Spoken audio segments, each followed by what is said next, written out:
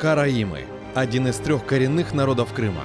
Однако этническое прошлое этого уникального народа до сих пор остается загадкой для историков. Как они сформировались на территории полуострова и кто их далекие предки? Какую религию исповедуют и почему их ошибочно причисляют к чужому им этносу?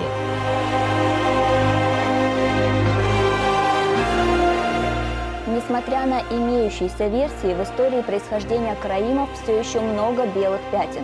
А вот что действительно не вызывает сомнения, так это кровное родство караимов с другими тюркскими этносами.